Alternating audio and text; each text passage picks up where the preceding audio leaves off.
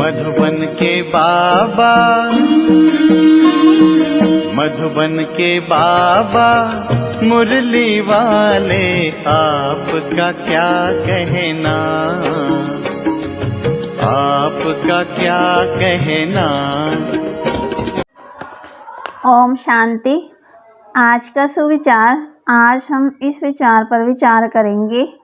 जब आप क्रोध करते हैं तो आपका स्वभाव ही नहीं बिगड़ता, बल्कि और कुछ भी बहुत बिगड़ जाता है। 28-10-20 के महावाक्य। बाबा कहते, मीठे बच्चे, तुम इस पाठशाला में आए हो स्वर्ग के लिए पासपोर्ट लेने। आत्म अभिमानी बनो और अपना नाम रजिस्टर में नोट करा दो तो स्वर्ग में आ जाएंगे। कौन सी स्मृति ना रहने के कारण बच्चे बाप का रिगार्ड नहीं रखते। कई बच्चों को यही स्मृति नहीं रहती कि जिसको सारी दुनिया पुकार रही है, याद कर रही है, वही ऊंच से ऊंच बाप हम बच्चों की सेवा में उपस्थित हुआ है। ये निश्चय नंबरवार है। जितना जिसको निश्चय उतना रिगार्ड रखते हैं ना। गीत जो पिया के साथ हैं। ओम शांति। सब बच्चे ज्ञान सागर के साथ तो है ही। इतने सब बच्चे एक जगह तो रह नहीं सकते, बल जो साथ हैं वह नज़दीक में डायरेक्ट ज्ञान सुनते हैं और जो दूर हैं उनको देरी से मिलता है। परंतु ऐसे नहीं कि साथ वाले जास्ती उन्नति को पाते हैं और दूर वाले कम उन्नति को पाते हैं। नहीं, प्रैक्टिकल देखा जाता है। दूर हैं वे जास्ती पढ़ते हैं और उन्नति को भी पाते हैं। इतना जरूर है, बेहद का बाप यहाँ है। ब्राह्मण बच्चों में भी नंबरवार है। बच्चों को दैवी गुण भी धारण करने हैं। कोई बच्चों से बड़ी बड़ी गफलत होती है, समझते भी हैं। बेहद का बाप जिसको सारी सृष्टि याद करती है, वह हमारी सेवा में उपस्थित है ना, और हमको ऊंच से ऊंच बनाने का मार्ग बताते हैं। बहुत प्यार से समझाते हैं, फिर भी इतना रिगार्ड देते नहीं हैं। बंधेलियाँ कितना मार खाती हैं, तड़पती हैं, फिर भी याद में रह अच्छा उठा लेती है, पद भी ऊंच बन जाती है। बाबा सबके लिए नहीं कहते, नंबरवार पुरुषार्थ अनुसार तो है ही। बाप बच्चों को सावधान करते हैं, सब तो एक जैसे हो न सके। बंधेलियाँ आदि बाहर में रहकर भी बड़ी कमाई करती हैं। ये तो भक्ति मार्ग वालों का बना हुआ है, परंतु तुम्हारे लिए अर्थ करने जैसा भी है। वह क्या जाने पिया कौन, किसका पिया। सी बरसात आत्मा खुद को ही नहीं जानती तो बाप को कैसे जाने। है तो आत्मा ना, मैं क्या हूँ, कहाँ से आई हूँ, ये भी पता नहीं है। सब है देह अभिमानी, आत्म अभिमानी कोई है ही नहीं। बाबा कहते, आत्म अभिमानी कोई है ही नहीं है। अगर आत्म अभिमानी तो नहीं बने तो आत्मा को अपने बाप का भी पता हो। देह अभिमानी होने का ना आत्मा को ना परमपिता परमात्मा को जानते हैं। यहाँ तो तुम बच्चों को बाप बैठ सम्मुख समझाते हैं। ये बेहद का स्कूल है। एक ही एम ऑब्जेक्ट है, स्वर्ग की बादशाही प्राप्त करना। स्वर्ग में भी बहुत पदवी है, कोई राजा कोई प्रजा। बाप कहते, मैं आया हूँ तुमको फिर से डबल सिरताज बनाने के लिए। सब तो डबल सिरताज बन न सके। जो अच्छी रीति पढ़ते हैं वे अपने अंदर में समझते हैं, हम ये बन सकते हैं। सरेंडर भी है, निश्चय भी है, सब समझते हैं। इनसे कोई ऐसा शीशी काम नहीं होता है। कोई में बहुत अवगुण होते हैं। वे थोड़ी समझेंगे हम कोई इतना ऊंच पद पाएंगे, इसलिए पुरुषार्थ ही नहीं करते हैं। बाप से पूछे कि मैं ये बन सकता हूँ तो बाबा झट बताएंगे। अपने को देखेंगे तो झट समझेंगे, बरोबर मैं ऊंच पद पा नहीं सकता हूँ। लक्षण भी चाहिए ना। सज्जु त्रेता में तो ऐसी बातें होती नहीं हैं, वहाँ है प्रारब्ध। बाद में जो राजाएं होते हैं वे भी प्रजा को बहुत प्यार करते हैं। ये तो माता पिता हैं, ये भी तुम बच्चे ही जानते हो। ये तो बेहद का बाप है। ये सारी दुनिया को रजिस्टर करने वाले हैं। तुम भी रजिस्टर करते हो, पासपोर्ट दे रहे हो ना स्वर्ग का मालिक बनने के लिए। यहाँ से तुमको पासपोर्ट मिलता है। बाबा ने कहा था सबका फोटो होना चाहिए जो वैकुंठ के लायक है, क्योंकि तुम मनुष्य देवता बनते हो। बाजू में ताज व तख्त वाला फोटो हो।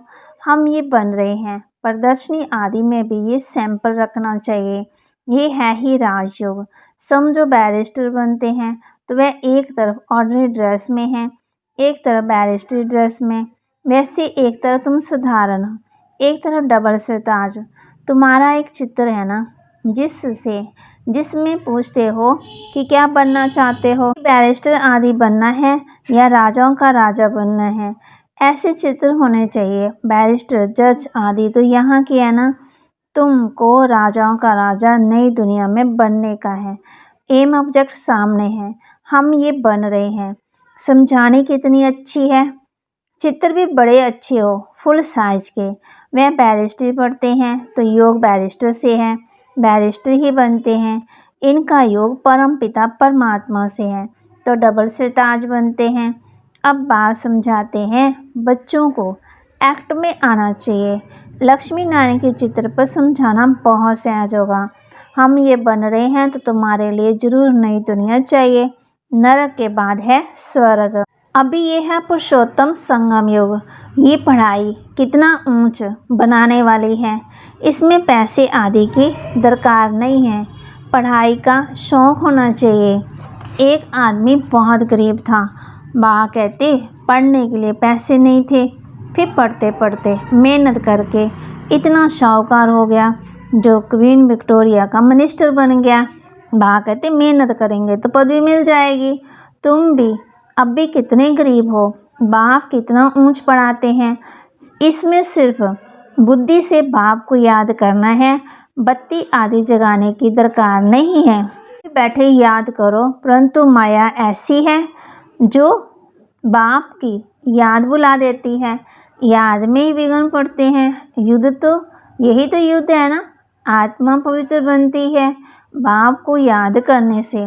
पढ़ाई में माया कुछ नहीं करती। पढ़ाई से याद का नशा ऊंच है, इसलिए प्राचीन योग गाया हुआ है। योग और ज्ञान कहा जाता है। योग के लिए ज्ञान मिलता है। ऐसे से याद करो। और फिर सृष्टि चक्र का भी ज्ञान है। रचयिता रचना के आदि मध्य अंत को और कोई नहीं जानते। भारत का प्राचीन योग सिखलाते हैं।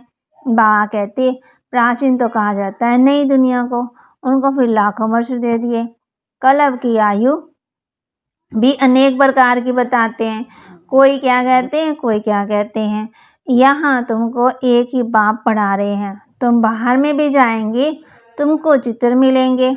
ये तो व्यापारी है ना। बाबा कहते कपड़े पर छप सकते हैं। बाबा कहते अगर किसी के पास बड़ी स्क्रीन प्रेस है तो आधा आधा कर दें, फिर जॉइंट ऐसा कर दें कि पता ही नहीं पड़ता। बेहद का बाप बड़ी सरकार कहते हैं। कोई छपा कर दिखाए तो मैं उनका नाम बाला करूँगा। ये चित्र कपड़े पर छपाए कोई विलायत ले जाए तो तुमको एक एक चित्र पर कोई 5-10 हज़ार भी देवें। पैसे तो वहाँ ढेर हैं, बन सकते हैं ना। बाबा देखो सर्विस की युक्तियाँ बता रहे हैं ना हम बच्चों को। बाबा कहते इतनी बड़ी बड़ी प्रेस शहरों में सीन सिडनी ऐसी छपती हैं, बात मत पूछो। ये भी छप सकते हैं। ये तो ऐसी फर्स्ट क्लास चीज़ है। कहेंगे सच्चा ज्ञान तो इनमें है ही। अगर कोई के पास है ही नहीं, किसी को पता ही नहीं है, फिर समझाने वाला भी इंग्लिश में होशियार चाहिए। इंग्लिश तो सब जानते हैं, उनको भी संदेश तो देना ही है ना। वही विनाश अर्थ निमित्त बने हुए हैं। ड्रामा अनुसार बाबा ने बताया उनके पास बम्स आदि ऐसे ऐसे हैं जो दोनों अगर आपस में मिल जाएं तो सारे विश्व के मालिक बन सकते हैं। परंतु ये ड्रामा ही ऐसा बना हुआ है जो तुम योग बल से विश्व की बादशाही लेते हो। बाबा कहते हथियार आदि से विश्व के मालिक बन न सके, वह है साइंस। तुम्हारी है साइलेंस। से बाप को और चक्कर को याद करो, आसमान बनाओ। बाबा कहते तुम बच्चे योग बल से विश्व की बादशाही ले रहे हो। वे आपस में लड़ेंगे भी जरूर, माखन बीच में तुमको मिलना है। कृष्ण के मुख में माखन का गोला दिखाते हैं। कहावत भी है ना, दो आपस में लड़े, बीच में माखन तीसरा खा गया। है भी ऐसे, सारे विश्व की राजाई का माखन तुमको मिलता है तो तुमको कितनी खुशी होनी चाहिए। वाह बाबा, आपकी तो कमाल है, नॉलेज तो आपकी ही है, बड़ी अच्छी समझानी है। आदि सनातन देवी देवता धर्म वालों ने विश्व की बादशाही कैसे प्राप्त की, ये किसी को भी ख्याल में होगा ही नहीं। उस समय और कोई खंड होता ही नहीं है। बाप कहते, मैं विश्व का मालिक नहीं बनता हूँ, तुमको बनाता हूँ। तुम पढ़ाई से विश्व के मालिक बनते हो ना। मैं परमात्मा तो हूँ ही अशरीरी, तुम सबको शरीर है, देहधारी हो ना। ब्रह्मा विष्णु शंकर को भी सूक्ष्म शरीर है। जैसे तुम आत्मा हो वैसे मैं भी परमात्मा हूँ। मेरा जन्म दिव्य है और अलौकिक है, और कोई भी ऐसे जन्म नहीं लेते हैं, ये मुकर्रर है। ये सब ड्रामा में नोंद है। कहते जैसे तुम आत्मा हो वैसे मैं भी परमात्मा हूँ, मेरा जन्म दिव्य और अलौकिक है, और कोई भी ऐसे जन्म नहीं लेते, ये मुकर्रर है। ये सब ड्रामा में नोंद है। कोई अभी मर जाते हैं, ये भी ड्रामा में नोंद है। ड्रामा की समझानी कितनी मिलती है, समझेंगे नंबरवार। कहते कोई तो डल बुद्धि होते, 3 ग्रेड्स होती है ना, लास्ट की ग्रेड वाले को डल कहा जाता। खुद भी समझते हैं ये फर्स्ट ग्रेड में है, ये सेकंड में है। प्रजा में भी ऐसे ही है, पढ़ाई तो एक ही है ना। बच्चे जानते हैं ये पढ़कर हम 100 डबल से ताज बनेंगे, हम डबल से ताज थे, फिर सिंगल ताज, फिर 9 ताज वाले बने, फिर तो आगे थे कोई ताज नहीं है। जैसा कर्म वैसा फल कहा जाता है। सज्जू में ऐसे नहीं कहेंगे यहाँ अच्छे कर्म करेंगे तो एक जन्म के लिए अच्छा फल मिलेगा। कोई ऐसे कर्म करते जो जन्म से ही रोगी होते हैं, ये भी कर्म भोग है।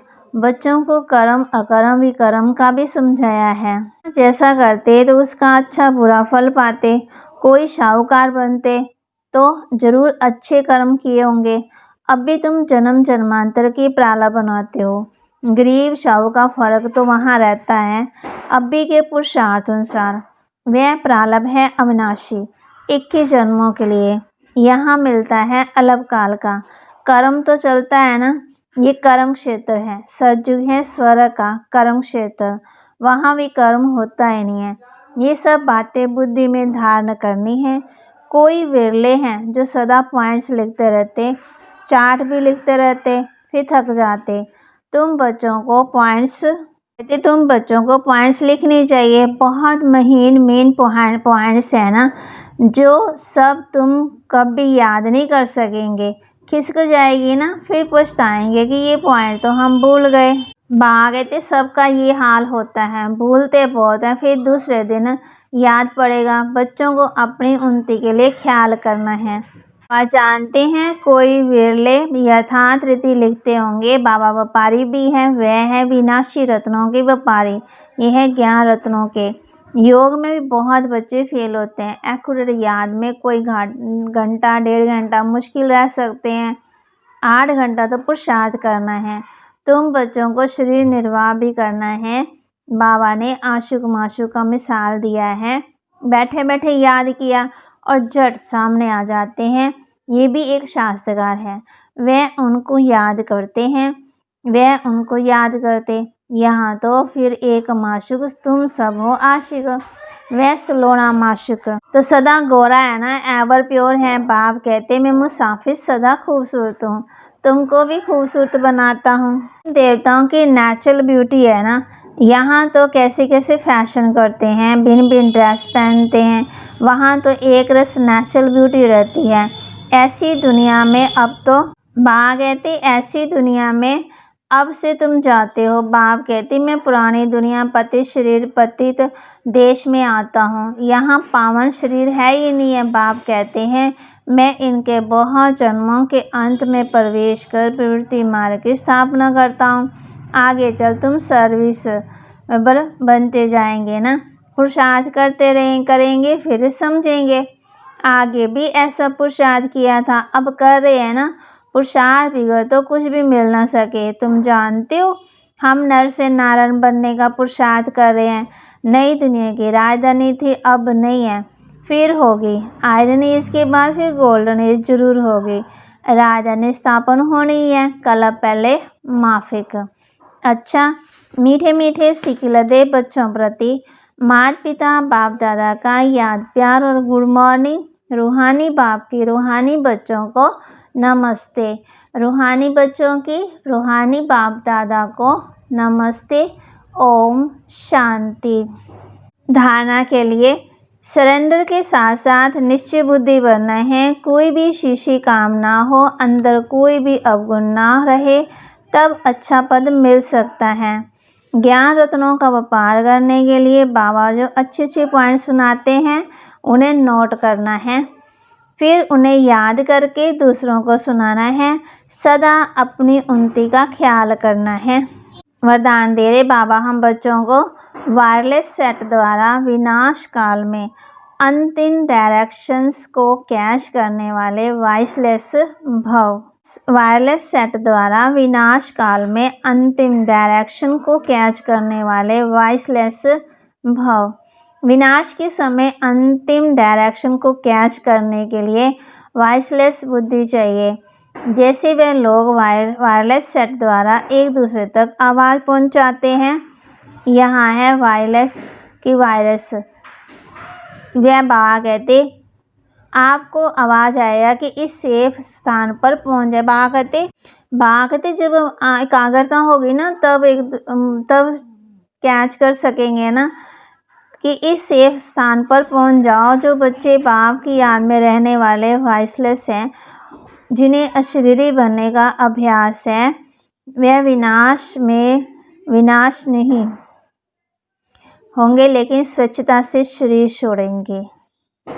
स्लोगन, योग को किनारे कर कर्म में बिजी हो जाना, ये ही अलबेलापन है। योग को किनारे कर कर्म में बिजी हो जाना, ये ही अलबेलापन है। आए बाबा ने हम बच्चों को कर्म के बारे में बताया और निश्चय बुद्धि के बारे में बताया, और बाबा कहते डायरेक्शन जो मिलते हैं उनको कैच कैसे करना है। जैसे फिर बाबा ने बताया कि योग को किनारे कर कर्म में बिजी हो जाना, यही अलबेलापन है। ओम शांति।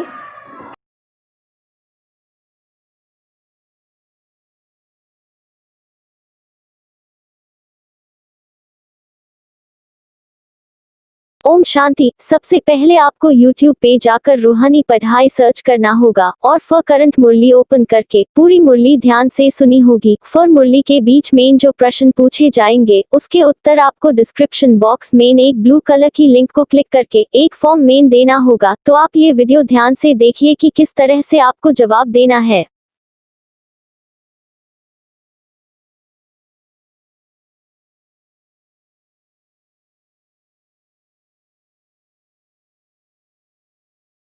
जैसे ही ये फॉर्म ओपन होता है, आप फॉर्म को ऊपर करके नीचे प्रश्नों तक पहुंच जाइए। फिर जो भी प्रश्न आपको दिख रहे हैं उसकी सही जवाब दें। जैसे कि मुरली के आंसर, आपकी फोन नंबर, आपका नाम और फॉर्म फिल करने के बाद सबमिट बटन पर क्लिक करें। ओम शांति।